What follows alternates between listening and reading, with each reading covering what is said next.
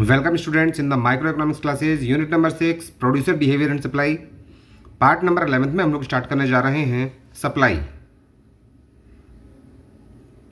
First of all meaning of the supply of a commodity by a firm refers to the quantity of commodity which the firm is willing to sell at a particular price and time. किसी भी वस्तु की वो quantity जिसे एक seller बेचना चाहता है एक पर्टिकुलर प्राइस पर और एक पर्टिकुलर टाइम पीरियड के अंदर, वही उसकी सप्लाई कहलाती है। सेम डिमांड की तरह यहां पर भी चार चीजों का होना जरूरी है। नंबर 1, प्रोड्यूसर बेचना चाहता है। नंबर 2, कितनी क्वांटिटी बेचना चाहता है यह भी तय होना चाहिए। नंबर 3, किस प्राइस पर वो सप्लाई करना चाहता है यह भी तय होना चाहिए। और नंबर 4, टाइम पीरियड। इन चारों में से अगर एक भी एलिमेंट हमने हटा दिया तो वो सप्लाई नहीं कहलाएगा। इच्छा का होना बहुत जरूरी है, बेचने की इच्छा। Supply is the part of stock. Supply stock का ही पार्ट है, क्योंकि जब तक बिजनेसमैन के पास गुड्स का स्टॉक नहीं होगा वो सप्लाई कैसे करेगा। सप्लाई हमेशा स्टॉक में से ही की जाती है, और सप्लाई स्टॉक के बराबर तब होता है जब हम लोग एंटायर स्टॉक सप्लाई कर देते हैं, वरना स्टॉक हमारे पास हमेशा ज़्यादा होता है। उसके कंपैरिजन में हम लोग कम क्वांटिटी मार्केट में सप्लाई करते हैं। लेकिन अगर सप्लाई स्टॉक के बराबर है तो इसका मतलब हमने एंटायर स्टॉक बेच दिया है। Next, factors determining supply. वो सभी कारक जिनका असर सप्लाई पर पड़ता है, जिसमें सबसे पहला पॉइंट आता है प्राइस ऑफ द कमोडिटी, वस्तु की अपनी खुद की कीमत। वस्तु की कीमत बढ़ने पर बिजनेसमैन का प्रॉफिट मार्जिन बढ़ जाता है, जिसकी वजह से वो बढ़ी हुई कीमत पर ज्यादा सप्लाई करना चाहता है। A producer usually offers more quantity of commodity for sale at a higher price and less quantity at a lower price। हर एक प्रोड्यूसर आमतौर पर कीमत बढ़ने पर ज़्यादा सप्लाई करना चाहता है और कीमत घट जाने पर कम सप्लाई करना चाहता है। That is other things being constant, supply of a commodity is directly related to the price of the commodity. अगर सप्लाई पर असर डालने वाले बाकी के सभी फैक्टर्स अपनी जगह कांस्टेंट हैं, प्राइस को छोड़कर बाकी जितने भी फैक्टर्स अभी हम लोग आगे पढ़ेंगे वो सभी फैक्टर्स अगर कांस्टेंट हैं तो प्राइस का हमेशा सीधा असर पड़ता है सप्लाई पर, यानी कि ये डायरेक्टली रिलेटेड होते हैं। Next, point number 2, change in technology. अगर हमने टेक्नोलॉजी में कोई बदलाव किया जिसकी वजह से हमारी कॉस्ट ऑफ प्रोडक्शन कम हो गई, तो कॉस्ट ऑफ प्रोडक्शन कम हो जाने के कारण हमारा प्रॉफिट मार्जिन बढ़ जाएगा, और प्रॉफिट बढ़ने पर हम लोग सप्लाई ज़्यादा करना चाहेंगे। A change in technique of production which licence cost of production increases supply of the commodity. अगर हमने प्रोडक्शन की टेक्निक में चेंज किया जिसकी वजह से कॉस्ट ऑफ प्रोडक्शन कम हो गया तो हम लोग सप्लाई बढ़ा देंगे। एंड शिफ्ट सप्लाई कर राइटवर्ड, जिसकी वजह से सप्लाई कर राइट की तरफ शिफ्ट हो जाएगा। That is a technological progress increases the supply, but old and inferior technology causing fall in supply. अगर हमने बढ़िया टेक्नोलॉजी अपनाई तो हम लोग सप्लाई को बढ़ा देंगे, लेकिन अगर हमने घटिया टेक्नोलॉजी अपना ली, पुरानी टेक्नोलॉजी को अपना लिया, तो फिर हमारी सप्लाई कम हो जाएगी। Point number 3, change in input prices. Input का मतलब एक प्रकार से आप मान सकते हो कच्चा माल, या फिर फैक्टर्स ऑफ प्रोडक्शन, वो भी इनपुट्स होते हैं। इनपुट्स दो प्रकार के होते हैं, फैक्टर इनपुट्स और नॉन फैक्टर इनपुट्स। किसी भी चीज़ को पैदा करने के लिए जो चीज़ हमें लगानी पड़ती है वो इनपुट है, और अगर इनपुट की प्राइस में बदलाव आया है तो उसका सप्लाई पर असर पड़ेगा। Change in prices of raw material and remuneration of factors influences the cost of production of a commodity and thereby supply। अगर कच्चे माल की कीमत बदल गई या जो हम लोग तनख्वाह दे रहे हैं लेबर को उसमें कोई बदलाव हुआ तो उसका असर कॉस्ट ऑफ प्रोडक्शन पर पड़ेगा। जैसे कि अगर रॉ मटेरियल महंगा हो गया और लेबर ने भी ज़्यादा तनख्वाह मांगनी शुरू कर दी, अर्थात हमें लेबर को ज़्यादा पैसा देना पड़ रहा है, तो इससे कॉस्ट ऑफ प्रोडक्शन ज़्यादा आएगी और कॉस्ट ऑफ प्रोडक्शन ज़्यादा आने पर हमारा प्रॉफिट मार्जिन कम हो जाएगा, तो फिर हम लोग सप्लाई कम करेंगे। यानी कि अगर इनपुट के प्राइसेस बढ़ जाते हैं तो उससे सप्लाई घट जाती है। If other things remains the same, prices of factors of production are inversely related to the supply. यानी कि प्राइस ऑफ इनपुट्स या कह सकते हैं prices of factors of production, क्योंकि फैक्टर्स ऑफ प्रोडक्शन भी एक प्रकार के फैक्टर इनपुट्स कहलाते हैं। अगर फैक्टर इनपुट्स के प्राइसेस बढ़ जाते हैं तो सप्लाई घट जाएगी। यानी कि प्राइस ऑफ इनपुट्स का उल्टा संबंध होता है सप्लाई से, ये इनवर्सली रिलेटेड है। Next,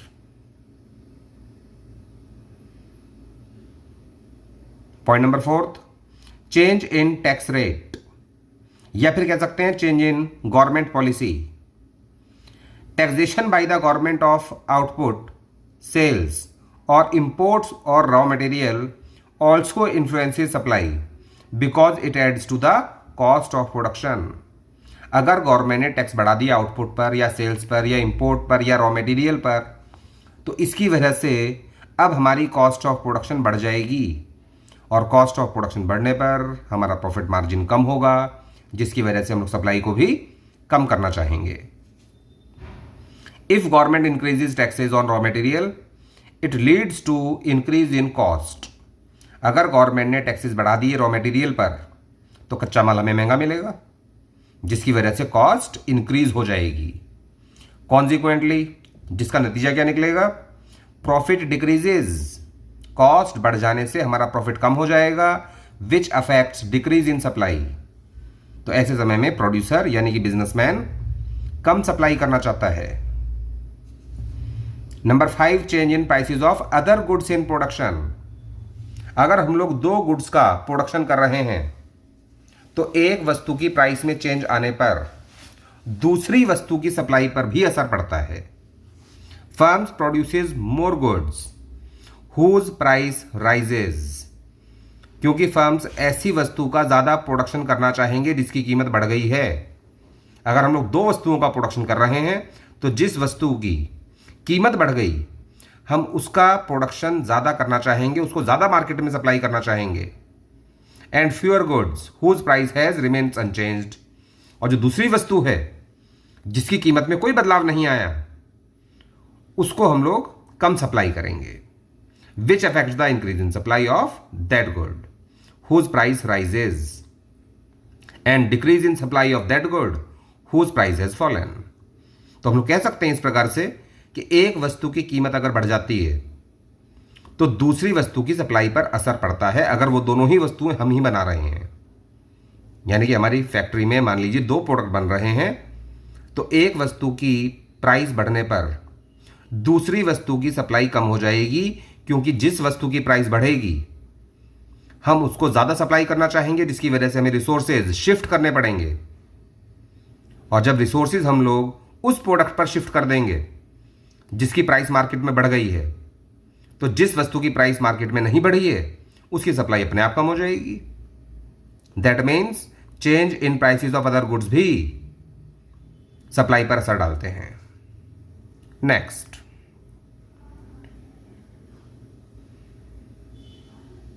point number 6, subsidy on production.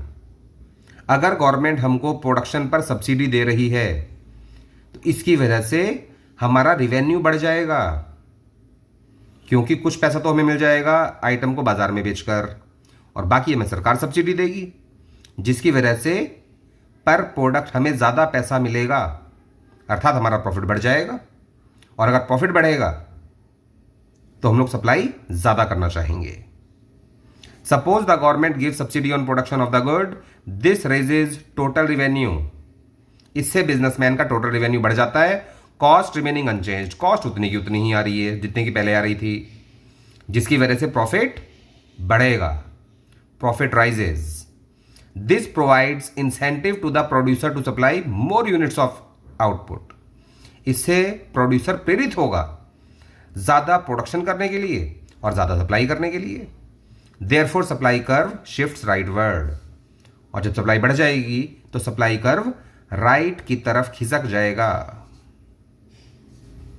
Point number 7, goal of the firm. If goal of the firm is to maximise profits, more commodity will be offered only at a higher price. अगर हमारी firm का उद्देश्य है अधिक से अधिक profit earn करना, तो प्राइस बढ़ने पर हम लोग ज़्यादा सप्लाई करना चाहेंगे। But if goal of the firm is to maximise sales, लेकिन अगर हमारी फर्म का उद्देश्य है अधिक से अधिक माल बेचना, then more will be supplied at the same price. तो सेम प्राइस पर भी हम लोग ज़्यादा माल बेचने की कोशिश करेंगे। यानी कि फर्म का उद्देश्य क्या है, फर्म का गोल क्या है, इसका असर भी सप्लाई पर पड़ता है। Point number 8, expected future price.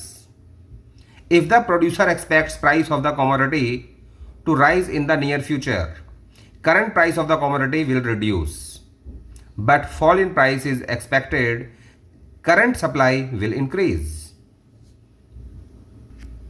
अगर प्रोड्यूसर को लगता है कि आने वाले समय में वस्तु की कीमत बढ़ सकती है, तो वो अभी फिलहाल सप्लाई को घटा देगा, क्योंकि वो इंतजार करेगा प्राइस बढ़ने का। लेकिन अगर प्रोड्यूसर को लगता है कि आने वाले समय में कीमतें गिरेंगी, तो वो अभी की अभी सप्लाई बढ़ा देगा, क्योंकि वो चाहेगा कि अधिक से अधिक अभी माल बिक जाए, ताकि फ्यूचर में कीमत घटने पर उसे नुकसान ना हो। तो इस प्रकार से जो फ्यूचर एक्सपेक्टेशन है प्राइस का, वो भी सप्लाई पर असर डालता है। नेक्स्ट,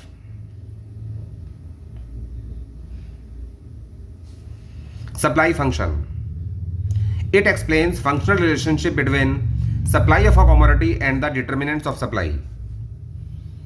सप्लाई और सप्लाई पर असर डालने वाले जो फैक्टर्स अभी हमने पढ़े हैं 7 पॉइंट्स, इनके बीच जो फंक्शनल रिलेशनशिप है वही सप्लाई फंक्शन कहलाता है।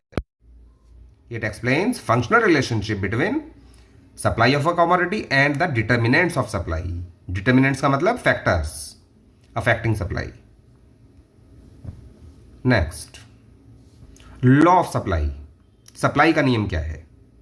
सप्लाई का नियम यही है कि अगर बाकी सभी फैक्टर्स अपनी जगह कांस्टेंट होते हैं, तो प्राइस बढ़ने पर सप्लाई बढ़ेगी और प्राइस कम हो जाने पर सप्लाई भी कम हो जाएगी। यानी कि डायरेक्ट रिलेटेड होते हैं प्राइस और supply. Other things being constant, quantity supplied of a commodity are directly related to the price of the commodity. That is, when the price of the commodity falls, its supply also falls, and if the price of a commodity rises, its supply also rises। Next, basis of law of supply। law of supply का आधार क्या है? law of supply का आधार है businessman को होने वाला profit. जब भी प्रोड्यूसर को लगेगा कि मुझे प्रॉफिट हो रहा है, तो वो अधिक से अधिक माल सप्लाई करना चाहेगा, अर्थात मार्केट में बेचना चाहेगा, एक पर्टिकुलर प्राइस पर और एक पर्टिकुलर टाइम पीरियड के अंदर। लेकिन जब बिजनेसमैन को लगता है कि उसका प्रॉफिट मार्जिन कम है, अर्थात माल बेचने पर कोई खास प्रॉफिट नहीं होगा, तो फिर वो सप्लाई भी कम करेगा। यही कहलाता है basis of law of supply. When the price rises and other things remains the same, profit rises. अर्थात बाकी सब फैक्टर्स कांस्टेंट है अपनी जगह, तो वस्तु की कीमत बढ़ जाने पर बिजनेसमैन को प्रॉफिट ज़्यादा होगा, resulting in a rise in supply, जिसकी वजह से वो सप्लाई ज़्यादा करेगा, and vice versa. That means इसका उल्टा भी हो सकता है कि अगर प्राइस गिर जाएंगी तो बिजनेसमैन का प्रॉफिट मार्जिन गिरेगा, जिसकी वजह से वो सप्लाई भी कम करना चाहेगा। नेक्स्ट,